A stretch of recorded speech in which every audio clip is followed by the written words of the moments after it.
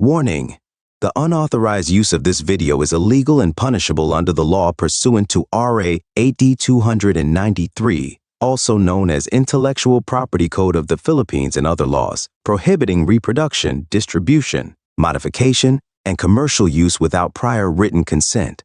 Violators may face civil, criminal, or administrative penalties. To report infringements, contact the Dhrdd through 872-30401, Local 6219.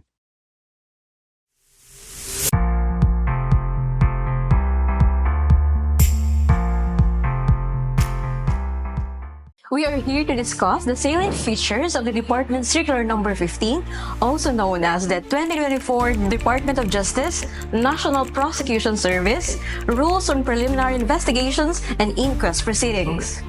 The DOJ Department Circular Number 15, Series of 2024, shall govern the conduct of preliminary investigations and inquest proceedings in all prosecution offices in the National Prosecution Service of the Department of Justice, as enumerated in Republic Act Number 10071, subject to the provisions of DOJ Department Circular Number 20, Series of 2022. Preliminary investigation is required for crimes or offenses where the penalty prescribed by law is at least 6 years and 1 day without regard to fine. The investigating prosecutor may motu proprio at any stage of the proceeding dismiss the complaint if there is no prima facie evidence with reasonable certainty of conviction, provided a dismissal with prior approval of the head of the prosecution office. What is the quantum of evidence required for preliminary investigation and inquest proceedings? The quantum of evidence is prima facie with a reasonable certainty of conviction. The quantum exists when a prima facie case is established by the evidence at hand, including but not limited to testimonial evidence, documentary evidence, and real evidence, and such evidence on its own, and if left uncontroverted, shall be sufficient to establish all the elements of a crime of offense charged, and consequently warrant a conviction beyond reasonable doubt. The quantum of evidence is met when the prosecutor is convinced that the entirety of evidence presented by the parties is admissible, credible, and capable of being preserved and presented to establish all the elements of the crime or offense, as well as the identity of the person or persons responsible therefor. Reasonable certainty and conviction also includes a summary evaluation of the evidence presented by the respondents through their counter-affidavit. Who has the authority to conduct preliminary investigations and inquest proceedings?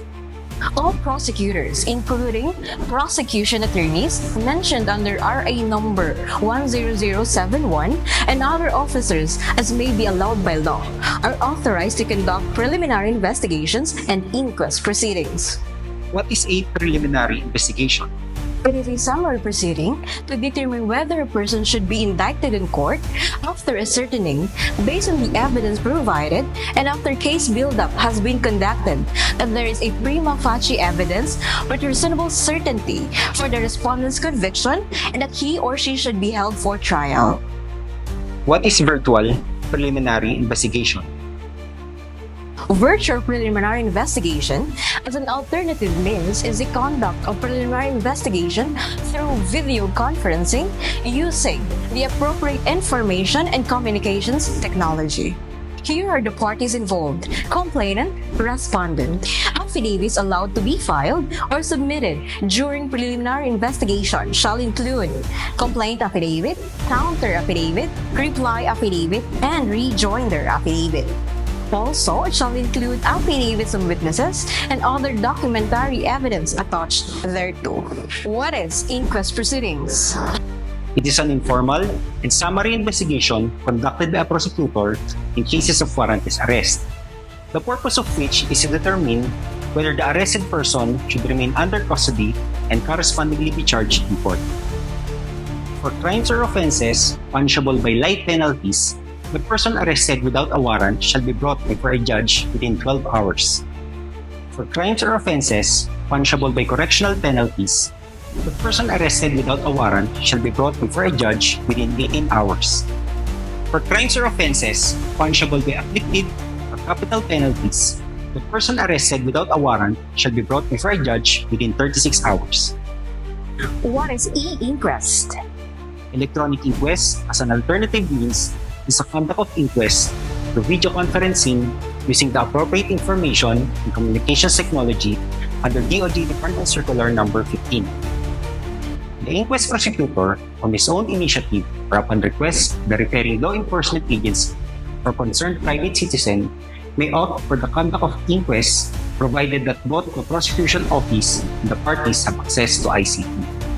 During the video conference, the inquest prosecutor shall ensure the attendance of the parties and verify their identities, record all the relevant events and narration in the minutes, administer the oath or affirmation, and clarify factual issues if any.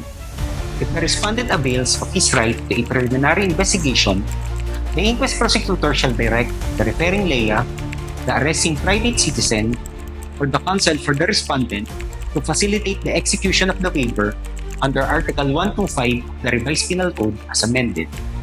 The waiver signed by the respondent and his counsel shall be transmitted to the inquest prosecutor via email. A resolution is the ruling or disposition of the prosecutor on the preliminary investigation and inquest proceedings, which determines whether an information should be filed in court or the complaint should be dismissed. If the prosecutor determines, based on the evidence, that there is no prima facie evidence with a reasonable certainty that the respondent will be convicted once tried in court, he shall dismiss the complaint with the authority or approval of the head of the prosecution office.